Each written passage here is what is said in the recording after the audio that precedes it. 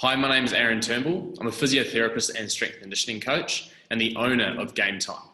Today, I'm going to be going through what our junior athlete program entails and providing you with a whole lot more information on strength and conditioning within the youth population.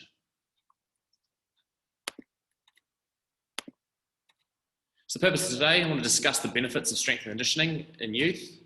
We're going to debug some common myths that you've probably heard surrounding strength and conditioning in younger athletes. And we're going to present our junior athlete program and explain what's involved.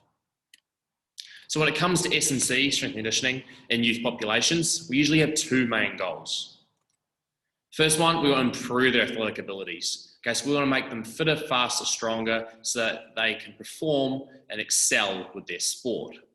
And number two, we want to decrease their injury risk. So making sure that they are ready and prepared for the loads and stresses that their sport entails. Long-term athletic development is exactly that. It's a systemized approach to developing the athlete over time in conjunction with their sporting participation. All right, so no quick 6-week challenges, nothing like that. We're looking for a long-term development, teaching them strategies that they can then take on throughout their whole sporting career and make sure that they're not breaking down, they're getting the most out of their sport and getting great results and really enjoying it. What it isn't, it's not a few classes where they can get flogged, sweat, and expect to magically become better at their sport. And the reality is, anybody can train someone to be exhausted. You just lift heavier, lift more, less rest, run more. It's very easy, but you want to essentially train smarter, not necessarily harder all the time. And that's what a great S&C program has. What it is tailored programming and coaching, taking consideration an athlete's experience, their injury history, their sport, their goals, as well as their training and playing schedule, all to bring up that program that's tailored to that individual.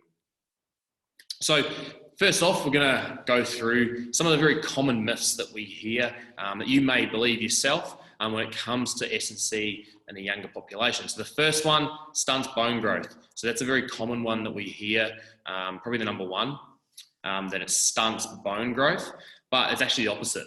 Okay, so it's been found that there's no negative impact on facile health or linear growth. And we've actually found that that stage before and during puberty is crucial to generate bone. So it's actually very hard to build bone density as such after puberty. So we can get real good bone growth and strength before, and it's quite hard actually afterwards to do it. So getting it in early is really, really important for those long-term health benefits as well. Now, another thing, only for athletes. I only have to, go to the gym if I'm doing it for a sport. But if we look from an older population, you're starting to set up those good habits, those routines, learning movements, and offers a number of health, coordination, and skill benefits for all youth. And it's actually recommended by the World Health Organization for exercise within younger populations.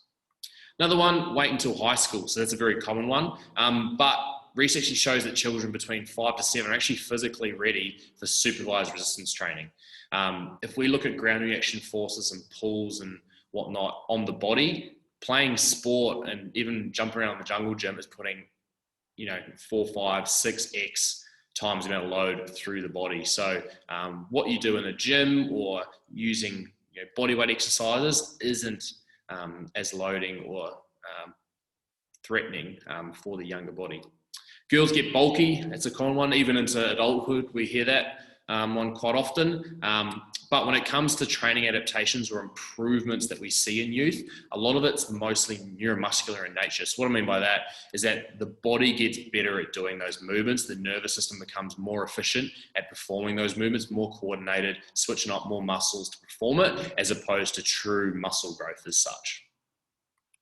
And unsafe for youth, that's a common one you hear. Technique-driven resistance training has been shown to be a safe method of exercise for youth when supervised by a trained professional. Okay, so super safe. One of the systematic reviews that looked at, injury rates, a lot of it was, kicking a weight or when they weren't supervised. So that's when the injuries as such come out. So when it comes to resistance training for junior athletes, sport is still the main priority. However, strength conditioning helps youth perform at their best and stay on the field injury-free. Now, skills, sporting skills, they're developed from doing your sport.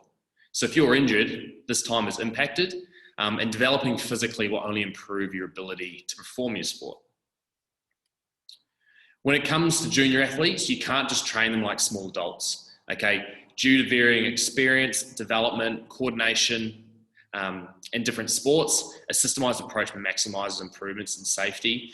It's actually, in my opinion, a whole lot harder to program for juniors, purely because there's so much variance between their experience. One 14-year-old to the next can be so different. So we really have to program taking that in consideration. Just like sports drills that progress, so does strength and conditioning. Laying down those foundational movements with basic movement patterns to start off with is crucial, so that you can actually do all the fancy stuff that you might see on Instagram and whatnot in the future. And actually putting it off delays learning this. You don't get to a certain age and then suddenly learn how to do an efficient squat or hinge.